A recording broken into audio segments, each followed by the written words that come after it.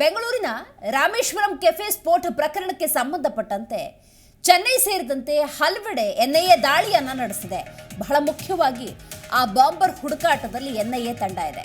ಬೆಂಗಳೂರಿನ ರಾಮೇಶ್ವರಂ ಕೆಫೆ ಸ್ಫೋಟ ಪ್ರಕರಣಕ್ಕೆ ಸಂಬಂಧಪಟ್ಟಂತೆ ಚೆನ್ನೈ ಮತ್ತು ರಾಮನಾಡಿನ 10 ಕಡೆ ಎನ್ಐಎ ದಾಳಿಯನ್ನ ನಡೆಸಿದೆ. ಕೆಲ ಶಂಕಿತರ ಮನೆ ಮೇಲೆ ದಾಳಿಯನ್ನ ಮಾಡಿದೆ. ಮಾಹಿತಿಯನ್ನ ಕೂಡ ಸಂಗ್ರಹ ಮಾಡಿದೆ. ಬ್ಲಾಸ್ಟ್ ಆರೋಪಿ ಬೆನ್ನು ಬಿದ್ದಿದೆ ಎನ್ಐಎ ತಂಡ. ನಿನ್ನೆ ಬೆಂಗಳೂರಿನ ಇಬ್ಬರನ್ನ ವಶಕ್ಕೆ ಪಡೆದುಕೊಂಡಿದೆ ಎನ್ಐಎ ಅನ್ನುವಂತಹ ಮಾಹಿತಿ ಕೂಡ ಇದೆ. ದಾಳಿಯನ್ನ ನಡೆಸಿ ಆರೋಪಿಯ ಮಾಹಿತಿಯನ್ನ ತಂಡ ಕಲೆ ಹಾಕ್ತಾ ಇದೆ. ಬೆಂಗಳೂರಿನ 5 ಕಡೆ ಎನ್ಐಎ ಅಧಿಕಾರಿಗಳು ದಾಳಿಯನ್ನ ನಡೆಸಿದ್ದಾರೆ. ಬೆಂಗಳೂರಿನ ರಾಮೇಶ್ವರಂ ಕೆಫೆ ಬಾಂಬ್ ಸ್ಫೋಟ ಪ್ರಕರಣವನ್ನ ಈ ಕ್ಷಣಕ್ಕೆ ನೆನಪಿಸಿಕೊಂಡ್ರೆ ನಿಜಕ್ಕೂ ಕೂಡ ಆತಂಕ ಅನ್ನೋದಾಗುತ್ತೆ, ಭಯ ಹುಟ್ಟುಹಾಕತ್ತೆ.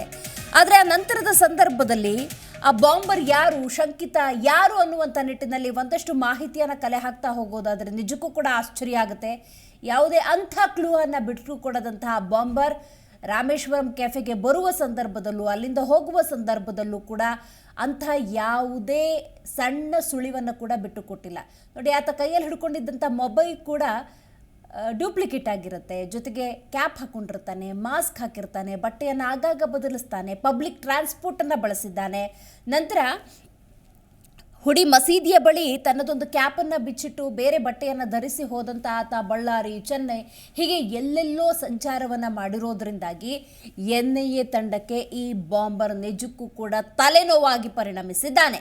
ಬೆಂಗಳೂರಿನ ರಾಮೇಶ್ವರಂ ಕೆಫೆಯಲ್ಲಿ ಬಾಂಬ್ ಸ್ಫೋಟ ಪ್ರಕರಣಕ್ಕೆ ಸಂಬಂಧಪಟ್ಟಂತೆ ತನಿಖೆಯನ್ನು ರಾಷ್ಟ್ರೀಯ ತನಿಖಾ ದಳ ನಡೆಸಿರುವ ಹಿನ್ನೆಲೆಯಲ್ಲಿ ಬೆಂಗಳೂರಿನ 5 ಕಡೆ ದಾಳಿಯನ್ನು ನಡೆಸಿದೆ.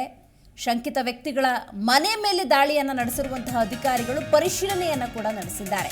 ಬಹಳ ಮುಖ್ಯವಾಗಿ ಬೆಂಗಳೂರಿನಲ್ಲಿ ರಾಮೇಶ್ವರಂ ಕೆಫೆ ಸ್ಫೋಟ ಪ್ರಕರಣಕ್ಕೆ ಸಂಬಂಧಪಟ್ಟಂತಹ ಮತ್ತಷ್ಟು ಅಪ್ಡೇಟ್ಸ್ ಲಭ್ಯವಾಗ್ತಾ ಇದೆ. ಕರ್ನಾಟಕ ಹಾಗೂ ತಮಿಳುನಾಡಿನಲ್ಲಿ ಎನ್ಐಎ ದಾಳಿಯನ್ನು ನಡೆಸಿದೆ. ಶಿವಮೊಗ್ಗ, ಬೆಂಗಳೂರು, ಹುಬ್ಬಳ್ಳಿಯಲ್ಲೂ ಕೂಡ ರೇಡ್ ಅನ್ನು ನಡೆಸಿದೆ. ಶಿವಮೊಗ್ಗ ಸೊಪ್ಪುಗುಡ್ಡೆ, ತೀರ್ಥಹಳ್ಳಿಯಲ್ಲಿ ಶೋಧ ಕಾರ್ಯವನ್ನು ನಡೆಸಿದೆ. ಬಹಳ ಮುಖ್ಯವಾಗಿ ಆತ ಎಲ್ಲಿರಬಹುದು, ಆತನ ಹಿಂದೆ ಯಾವ ಜಾಲ ಇರಬಹುದು, ಆತ ಈ ಬಾಂಬ್ ಸ್ಫೋಟ ಪ್ರಕರಣಕ್ಕೆ ಯಾವ ರೀತಿ ಪ್ರಿಪ್ರೇಷನನ್ನು ಮಾಡಿದ್ದ, ಮುಂದೇನಾದರೂ ಬಹುದೊಡ್ಡ ಪ್ಲ್ಯಾನನ್ನು ಇಟ್ಕೊಂಡಿದ್ದಾನೆ. ಈ ಎಲ್ಲ ಆಯಾಮಗಳಲ್ಲಿ ತನಿಖೆಯನ್ನು ನಡೆಸಬೇಕಾಗಿರೋದ್ರಿಂದಾಗಿ ಆರೋಪಿಯನ್ನು ಕಸ್ಟಡಿಗೆ ತೆಗೆದುಕೊಳ್ಳೋದು ಬಹಳ ಮುಖ್ಯ. ಹಾಗಾಗಿ ಎನ್ಐಎ ತಂಡ ಆತನ ಹುಡುಕಾಟದಲ್ಲಿದೆ. ಈಗಾಗಲೇ ಹಲವಾರು ದಿವಸಗಳಾಯಿತು. ಆದರೂ ಕೂಡ ಬಾಂಬರ್ ಬಿಟ್ಟು ಹೋಗಿರುವಂಥ ಸಣ್ಣ ಪುಟ್ಟ ಸುಳಿವನ್ನು ಇಟ್ಟುಕೊಂಡು ಎನ್ಐಎ ತಂಡ ತೀವ್ರ ರೀತಿಯಲ್ಲಿ ತನಿಖೆಯನ್ನು ನಡೆಸ್ತಾ ಇದೆ. ಈ ಆರೋಪಿಗೆ ಸಂಬಂಧಪಟ್ಟಿರುವಂಥ ಎಲ್ಲ ಜಾಗಗಳಲ್ಲೂ ಹುಡುಕಾಟವನ್ನು ನಡೆಸಿದರೂ ಕೂಡ ಈತನ ಹುಡುಕಾಟಕ್ಕೆ ಸಂಬಂಧಪಟ್ಟಂತೆ ಅಂಥ ಯಾವುದೇ ಮಹತ್ವದ ಸುಳಿವು ಲಭ್ಯವಾಗಿಲ್ಲ. ಆದರೂ ಕೂಡ ಬೆನ್ನು ಬಿಡದ ಎನ್ಐಎ ತಂಡ ಹಲವಾರು ಕಡೆ ಶೋಧ ಕಾರ್ಯವನ್ನು ನಡೆಸ್ತಾ ಇದೆ, ದಾಳಿಯನ್ನು ಮಾಡ್ತಾ ಇದೆ. ಆತನಿಗೆ ಸಂಬಂಧಪಟ್ಟಂತಹ ಯಾರಾದರೂ ಇದ್ದರೆ ಅವರ ವಿಚಾರಣೆಯನ್ನು ಕೂಡ ನಡೆಸ್ತಾ ಇದೆ. ಚೆನ್ನೈ, ರಾಮನಾಡಿನ 10 ಕಡೆ ಎನ್ಐಎ ದಾಳಿಯನ್ನು ನಡೆಸಿರುವಂಥದ್ದು. ಕೆಲ ಶಂಕಿತರ ಮನೆ ಮೇಲೆ ದಾಳಿಯನ್ನು ನಡೆಸಿ ಆ ಶಂಕಿತರಿಗೂ ಈತನಿಗೂ ಏನಾದರೂ ಲಿಂಕ್ ಇರಬಹುದಾ ಅಂಥೇಳಿ ಒಂದಷ್ಟು ಮಾಹಿತಿಯನ್ನು ಕಲೆ ಹಾಕ್ತಾ ಇದೆ. ಬೆಂಗಳೂರಿನ ವಿಚಾರಕ್ಕೆ ಬರೋದಾದರೆ 5 ಕಡೆ ಎನ್ಐಎ ದಾಳಿಯನ್ನು ನಡೆಸಿರುವಂಥದ್ದು. ಶಿವಮೊಗ್ಗ, ಬೆಂಗಳೂರು, ಹುಬ್ಬಳ್ಳಿಯಲ್ಲೂ ಕೂಡ ರೇಡ್ ನಡೆದಿದೆ. ಜೊತೆಗೆ ಶಿವಮೊಗ್ಗ, ಸೊಪ್ಪುಗುಡ್ಡೆ, ತೀರ್ಥಹಳ್ಳಿಯಲ್ಲಿ ಶೋಧ ನಡೆದಿದೆ. ಇನ್ನು ಚೆನ್ನೈ ಲಾಡ್ಜ್ನಲ್ಲಿ ಆತ ಇದ್ದ ಅನ್ನೋದ್ರ ಬಗ್ಗೆ ಕೂಡ ಒಂದಷ್ಟು ಮಾಹಿತಿ ಈ ಬಾಂಬರ್ ಕುರಿತಾಗಿ ಎನ್ಐಎ ತಂಡಕ್ಕೆ ಲಭ್ಯವಾಗಿರುವಂಥದ್ದು. ಈ ಹಿನ್ನೆಲೆಯಲ್ಲಿ ಚೆನ್ನೈನ 3 ಕಡೆ ಎನ್ಐಎ ತಂಡ ದಾಳಿಯನ್ನು ನಡೆಸಿದೆ, ಪರಿಶೀಲನೆಯನ್ನು ಮಾಡ್ತಾ ಇದೆ. ಹೆಚ್ಚಿನ ಮಾಹಿತಿಯನ್ನು ನಮ್ಮ ಪ್ರತಿನಿಧಿ ವಿಶ್ವನಾಥ್ ನೀಡ್ತಾರೆ. ವಿಶ್ವ, ಆ ಬಾಂಬರ್ ಉಳಿಸಿ ಹೋಗಿರುವಂಥ ಸಣ್ಣ ಪುಟ್ಟ ಸುಳಿವನ್ನೇ ಇಟ್ಕೊಂಡು ಎನ್ಐಎ ತಂಡ ಆತನ ಹುಡುಕಾಟಕ್ಕೆ, ಆತನ ಮುಂದಿನ ಪ್ಲ್ಯಾನ್ ಇರ್ಬೋದು, ಈ ಬಾಂಬ್ ಬ್ಲಾಸ್ಟ್ ಪ್ರಕರಣಕ್ಕೆ ಆತ ಯಾವ ರೀತಿ ಪ್ಲ್ಯಾನ್ ಮಾಡಿದ್ದ, ಹೀಗೆ ಒಂದಷ್ಟು ಹುಡುಕಾಟವನ್ನು ನಡೆಸ್ತಾನೇ ಇದೆ. ಆದರೆ ಬಾಂಬರ್ನ ಸುಳಿವು ಈ ಕ್ಷಣಕ್ಕೂ ಕೂಡ ಲಭ್ಯವಾಗ್ತಾ ಇಲ್ಲ. ಸದ್ಯ ಎಲ್ಲೆಲ್ಲಿ ದಾಳಿಯನ್ನು ನಡೆಸಿದೆ, ಯಾವ ರೀತಿಯ ಮಾಹಿತಿಯನ್ನು ಕಲೆ ಹಾಕ್ತಾ ಇದೆ, ಏನಾದರೂ ಮಾಹಿತಿ ಲಭ್ಯವಾಗ್ತಾ ಇದ್ದ ಒಂದಿಷ್ಟು ದಿವಸಗಳಲ್ಲಿ ಆತನನ್ನು ಹುಡುಕಬಹುದು, ಆತನನ್ನು ಬಂಧಿಸಬಹುದು, ವಶಕ್ಕೆ ಪಡ್ಕೊಳ್ಬಹುದು ಅನ್ನುವಂಥ ನಿಟ್ಟಿನಲ್ಲಿ ವಿಶ್ವ? ದಿವ್ಯಾ, ಯಾವುದೇ ಕಾರಣಕ್ಕೂ ಕೂಡ ಶಂಕಿತರನ್ನ ಬಂಧಿಸುವಂತಹ ಸಂದರ್ಭದಲ್ಲಿ ಕೆಲವೊಂದು ಆಯಾಮಗಳಲ್ಲಿ ಎನ್ಐಎ ಅಧಿಕಾರಿಗಳು ತನಿಖೆಯನ್ನು ನಡೆಸ್ತಾರೆ. ಅಂತಂದ್ರೆ ಎನ್ಐಎ ಅಧಿಕಾರಿಗಳು ರಾಜ್ಯ ಪೊಲೀಸರಾಗಿರ್ಬೋದು, ಸಿಐಡಿ ಆಗಿರ್ಬೋದು ಮತ್ತು ಸಿಸಿಬಿ ಆಗಿರ್ಬೋದು, ಇವರಿಗಿಂತ ತುಂಬಾ ಡಿಫರೆಂಟ್ ಆಗಿ ತನಿಖೆಯನ್ನ ನಡೆಸುವಂತಹ ತನಿಖಾ ಸಂಸ್ಥೆ ಆಗಿರುವಂತದ್ದು. ಸದ್ಯಕ್ಕೆ ಈ ಶಂಕಿತ ಏನಿದ್ದಾನೆ, ಈ ಶಂಕಿತನ ಟೋಪಿ ಎಂದರ್ಸಿದ್ದ ಆ ಟೋಪಿಯಲ್ಲಿ ಸಿಕ್ಕಂತಹ ಒಂದು ತಲೆಗೂದಲಿನ ಆಧಾರದ ಮೇಲೆ ಈಗ DNA ಟೆಸ್ಟ್ಗೂ ಕೂಡ ಮುಂದಾಗಿ ಅದಾದ ಮೇಲೆ ಮುಂದುವರಿದ ಹಂತವಾಗಿ ಕೆಲವೊಂದು ಕಡೆಗಳಲ್ಲಿ ಇವತ್ತು ದಾಳಿ ನಡೆದಿರುವಂತದ್ದು. ಇನ್ನು ಶಿವಮೊಗ್ಗ, ಬೆಂಗಳೂರು, ಹುಬ್ಬಳ್ಳಿ ಮತ್ತು ತಮಿಳುನಾಡಿನ ಚೆನ್ನೈನಲ್ಲಿ ಒಂದು ದಾಳಿ ನಡೆದಿದೆ ಅಂತ ಹೇಳಲಾಗ್ತಾ ಇದೆ. ತಮಿಳುನಾಡಿನ ಚೆನ್ನೈನಲ್ಲಿ ದಾಳಿಯನ್ನು ನಡೆಸಿ ಚೆನ್ನೈ ಲಾಡ್ಜ್ನಲ್ಲಿ ಈ ಬಾಂಬರ್ ವಾಸವಾಗಿದ್ದ ಅನ್ನೋ ಒಂದು ಶಂಕೆ ಕೂಡ ವ್ಯಕ್ತವಾಗಿರುವಂತದ್ದು. ಈ ಹಿನ್ನೆಲೆಯಲ್ಲಿ ಚೆನ್ನೈನಲ್ಲೇ ಈಗ ಅಧಿಕಾರಿಗಳು ತಂಡವಾಗಿ ತೆರಳಿ ಅಲ್ಲಿ ದಾಳಿಯನ್ನು ನಡೆಸಿ ಪರಿಶೀಲನೆಯನ್ನ ನಡೆಸ್ತಾ ಇರುವಂತದ್ದು. ಪ್ರಮುಖವಾಗಿ ಶಿವಮೊಗ್ಗದ ಸೊಪ್ಪುಗುಡ್ಡೆ ಆಗಿರಬಹುದು, ತೀರ್ಥಹಳ್ಳಿಯಲ್ಲೂ ಕೂಡ ಶೋಧವನ್ನು ನಡೆಸಲಾಗ್ತಾ ಇದೆ. ಇನ್ನು ಬೆಂಗಳೂರಿನಿಂದ ಶಿವಮೊಗ್ಗಗೆ ತೆರಳಿ ಅಲ್ಲಿರುವಂತಹ NIA ಅಧಿಕಾರಿಗಳು ತೀವ್ರ ಶೋಧವನ್ನು ಕೂಡ ನಡೆಸ್ತಾ ಇರುವಂತದ್ದು. ಪ್ರಮುಖವಾಗಿ ಮೋಸ್ಟ್ ವಾಂಟೆಡ್ ಶಂಕಿತ ಉಗ್ರರಾಗಿರುವಂತಹ ಅಬ್ದುಲ್ ಮತೀನ್ ತಹಾ ಮತ್ತು ಮುಸವಿರ್ ಹುಸೇನ್ ಶಾಹಿಜ್ ಮನೆಗಳ ಮೇಲೆ ದಾಳಿಯನ್ನ ನಡೆಸಿರುವಂತದ್ದು. ಇನ್ನು 2020ರಿಂದಲೂ ಕೂಡ ಈ ಆರೋಪಿಗಳು ನಾಪತ್ತೆ ಆಗಿರುವಂತದ್ದು. ಹೀಗಾಗಿ ಗುರಪ್ಪನ ಪಾಳ್ಯದಲ್ಲಿ ಇಬ್ಬರು ಕೂಡ ಭಯೋತ್ಪಾದಕ ಕೃತ್ಯ ಮಾಡಲು ಸಭೆಯನ್ನ ನಡೆಸಿದ್ರು ಅನ್ನೋ ಒಂದು ಮಾಹಿತಿ ಕೂಡ NIA ಅಧಿಕಾರಿಗಳಿಗೆ ಸಿಕ್ಕಿತ್ತು. ಇನ್ನು ಸಭೆ ನಡೆಸಿದ ಬಗ್ಗೆ ಮಾಹಿತಿಯನ್ನ ಪಡೆದುಕೊಂಡು CCB ಅಧಿಕಾರಿಗಳು ಕೂಡ NIA ಅಧಿಕಾರಿಗಳೇ ಮಾಹಿತಿಯನ್ನು ಕೂಡ ಕೊಟ್ಟಿರ್ತಾರೆ. ಬಳಿಕ ಈ ಒಂದು ಪ್ರಕರಣ NIA ಅಧಿಕಾರಿಗಳಿಗೂ ಕೂಡ ವರ್ಗಾವಣೆ ಆಗಿರುತ್ತೆ. NIA ಪ್ರಕರಣವನ್ನ ದಾಖಲಿಸಿಕೊಂಡು ತನಿಖೆಯನ್ನು ಕೂಡ ನಡೆಸ್ತಾ ಇರುತ್ತೆ. ಇಬ್ಬರು ಕೂಡ ಅಂದಿನಿಂದ ಇಂದಿನವರೆಗೂ ಕೂಡ ನಾಪತ್ತೆ ಆಗಿರುವಂತದ್ದು. ಇವರು ಶಿವಮೊಗ್ಗ ಮೂಲದವರಾಗಿರೋದ್ರಿಂದ ಶಿವಮೊಗ್ಗದ ಸೊಪ್ಪುಗುಡ್ಡೆ ಆಗಿರಬಹುದು ಮತ್ತು ತೀರ್ಥಹಳ್ಳಿಯಲ್ಲಿ ಈಗ ಇಬ್ಬರಿಗಾಗಿ ಕೂಡ ಅವರ ಮನೆಯಲ್ಲಿ ಶೋಧ ಕಾರ್ಯವನ್ನು ನಡೆಸ್ತಾ ಇರುವಂತದ್ದು. ಸದ್ಯಕ್ಕೆ ಈ ಶಂಕಿತ ಉಗ್ರ ಏನಿದ್ದಾರೆ ಈತ ಚೆನ್ನೈನಲ್ಲಿ ಬೀಡು ಬಿಟ್ಟಿದ್ದಾನೆ ಅನ್ನೋ ಒಂದು ಅನುಮಾನಗಳು ಕೂಡ ವ್ಯಕ್ತವಾಗ್ತಾ ಇದೆ. ಹೀಗಾಗಿ NIA ಅಧಿಕಾರಿಗಳು ಕೂಡ ಚೆನ್ನೈನಲ್ಲೇ ತೀವ್ರ ತಲಾಶೆಯನ್ನು ಕೂಡ ನಡೆಸ್ತಾ ಇರುವಂತದ್ದು. ಈಗಾಗಲೇ CCTV ದೃಶ್ಯಾವಳಿಗಳನ್ನು ಕೂಡ ನಾವು ಬಿಡುಗಡೆ ಮಾಡುವಂತಹ ಕೆಲಸವನ್ನ ಮಾಡಿದ್ವಿ. ಅದಾದ್ಮೇಲೆ NIA ಅಧಿಕಾರಿಗಳು ಕೂಡ ಈ ಶಂಕಿತರ ಪಕ್ಕ ಒಂದು CCTVಯಲ್ಲಿ ರೆಕಾರ್ಡ್ ಆಗಿರುವಂತಹ ಫೋಟೋಗಳನ್ನು ಕೂಡ ರಿಲೀಸ್ ಮಾಡಿತ್ತು. ಅದಾದ್ಮೇಲೆ 10 ಲಕ್ಷ ರೂಪಾಯಿ ರಿವಾರ್ಡ್ ಅನ್ನು ಕೂಡ ಘೋಷಣೆ ಮಾಡಿತ್ತು. ಯಾರಾದ್ರೂ ಈ ಶಂಕಿತರ ಬಗ್ಗೆ ಸುಳಿವನ್ನ ಕೊಟ್ರೆ ನಿಮಗೆ 10 ಲಕ್ಷ ರಿವಾರ್ಡ್ ಅನ್ನ ಕೊಡ್ತೇವೆ, ಅದೇ ರೀತಿಯಾಗಿ ನಿಮಗೆ ನಿಮ್ಮ ಒಂದು ಮಾಹಿತಿಯನ್ನು ಕೂಡ ಗೌಪ್ಯವಾಗಿರ್ತೀವಿ ಅನ್ನೋ ಒಂದು ನಿಟ್ಟಿನಲ್ಲೂ ಕೂಡ ಒಂದು ರಿವಾರ್ಡ್ ಅನ್ನು ಕೂಡ ಘೋಷಣೆ ಮಾಡಿತ್ತು. ಈಗ ಸದ್ಯಕ್ಕೆ ರಾಮೇಶ್ವರಂ ಕೆಫೆ ಸ್ಫೋಟ ಪ್ರಕರಣಕ್ಕೆ ಸಂಬಂಧಪಟ್ಟಂತೆ ಬೆಂಗಳೂರಿನ 5 ಕಡೆ ಕೂಡ NIA ದಾಳಿ ನಡೆದಿದೆ ಅಂತ ಹೇಳಲಾಗ್ತಾ ಇದೆ.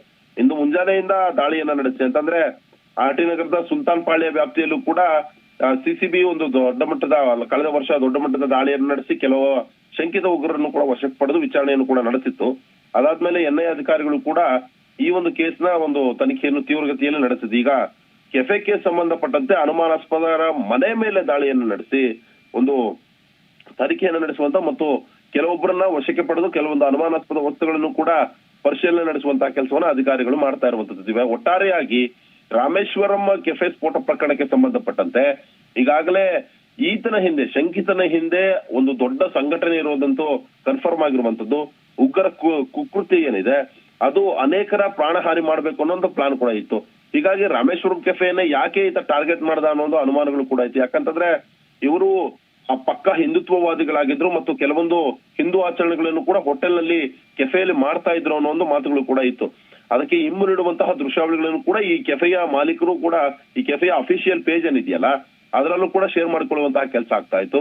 ಸದ್ಯಕ್ಕೆ NIA ಅಧಿಕಾರಿಗಳು, ರಾಷ್ಟ್ರೀಯ ತನಿಖಾ ದಳದ ಅಧಿಕಾರಿಗಳು ಈ ಒಂದು ಪ್ರಕರಣವನ್ನ ಇತ್ಯರ್ಥ ಮಾಡಬೇಕು ಮತ್ತು ಈ ಶಂಕಿತನನ್ನ ಬಂಧಿಸಲೇಬೇಕು ಅಂತ ಪಣ ತೊಟ್ಟು. ಯಾಕಂತಂದ್ರೆ ರಾಜ್ಯ CCB ಅಧಿಕಾರಿಗಳು, ಅದರಲ್ಲೂ ಕೂಡ ಬೆಂಗಳೂರಿನ CCB ಅಧಿಕಾರಿಗಳೇನಿದ್ದಾರೆ ಕಂಪ್ಲೀಟ್ ಆಗಿ ಒಂದು ಕೇಸ್ನಲ್ಲಿ ತೊಡ್ಕೊಂಡಿದ್ರು. ಕೆಲವೊಂದು ಎವಿಡೆನ್ಸ್ ಗಳು ಕೂಡ ಸಿಕ್ಕಿತ್ತು. ಆ ಒಂದು ಎವಿಡೆನ್ಸ್ ಗಳು ಮತ್ತು ಮಾಹಿತಿಯನ್ನ ಕಂಪ್ಲೀಟ್ ಆಗಿ ಕಲೆಕ್ಟ್ ಮಾಡ್ಕೊಂಡು NIA ಅಧಿಕಾರಿಗಳು ಈಗ ಪ್ರಕರಣವನ್ನ ಮುಂದುವರಿಸ್ತಾ ಇರುವಂತದ್ದು. ಹೀಗಾಗಿ ತಮಿಳುನಾಡಿನ ಚೆನ್ನೈ ಆಗಿರಬಹುದು ಮತ್ತು ಕರ್ನಾಟಕದ ಬೆಂಗಳೂರು, ಹುಬ್ಬಳ್ಳಿ, ಈ ರೀತಿಯಾಗಿ ಶಿವಮೊಗ್ಗ, ಈ ರೀತಿಯಾಗಿ 3-4 ಕಡೆಗಳಲ್ಲಿ ಈಗ ದಾಳಿಯನ್ನು ನಡೆಸಿರುವಂತದ್ದು. ಅದರಲ್ಲೂ ಕೂಡ ಬೆಂಗಳೂರಿನಲ್ಲಿ 5 ಕಡೆ ದಾಳಿ ನಡೆಸಿದೆ ಅಂತ ಹೇಳಲಾಗ್ತಾ ಇದೆ. ಸದ್ಯಕ್ಕೆ ಈ ಪ್ರಕರಣದಲ್ಲಿ ಶಂಕಿತ ಉಗ್ರ ಎಲ್ಲಿ ತಲೆಮರೆಸಿಕೊಂಡಿದ್ದಾನೆ ಅನ್ನೋ ಒಂದು ಅನುಮಾನಗಳು ಕೂಡ ವ್ಯಕ್ತವಾಗ್ತಾ ಇರುತ್ತದೆ. ಯಾಕಂದ್ರೆ ಚೆನ್ನೈನ ಒಂದು ಮಾಲ್ ನಲ್ಲಿ ಈತ ಒಂದು ಟೋಪಿಯನ್ನ ತೆಗೆದುಕೊಂಡಿರ್ತಾನೆ ಅನ್ನೋದು ಕನ್ಫರ್ಮ್ ಕೂಡ ಆಗಿತ್ತು. ಹೀಗಾಗಿ ಆ ಚೆನ್ನೈನಲ್ಲೇ ಏನಾದ್ರೂ ಈತ ಬೀಡು ಬಿಟ್ಟಿದ್ದಾನ ಅನ್ನೋ ಒಂದು ನಿಟ್ಟಲ್ಲೂ ಕೂಡ ಈಗ ಪೊಲೀಸರು ಅಂದ್ರೆ NIA ಅಧಿಕಾರಿಗಳು ತನಿಖೆಯನ್ನು ನಡೆಸ್ತಾ ಇರುವಂತದ್ದು.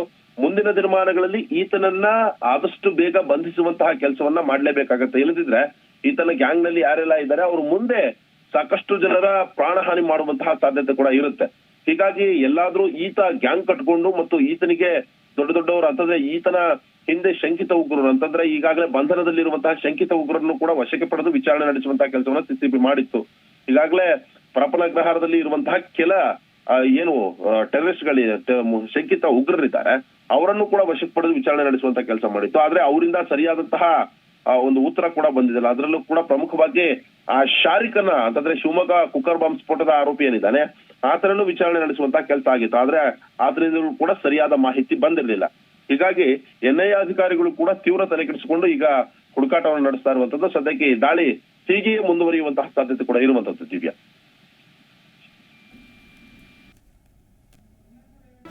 ಜಿ ಕನ್ನಡ ನ್ಯೂಸ್ ಈಗ ನಿಮ್ಮ ಮನೆಯಲ್ಲೇ ನೋಡಿ. ಎಲ್ಲ ಕೇಬಲ್ಗಳಲ್ಲಿ ಈಗ ಲಭ್ಯ. Sun Direct 292, Jio TV 1334, U digital 162, city cable 51, GTPL 17, Abhishek cables 821, rock line telecommunication 51, Shri Basaveshwara number 60, Vinayaka digital number 53, in digital number 896ರಲ್ಲಿ. ನಿಮ್ಮಿಸ್ತದ ಜಿ ಕನ್ನಡ ನ್ಯೂಸ್ ನೋಡಿ ಆನಂದಿಸಿ.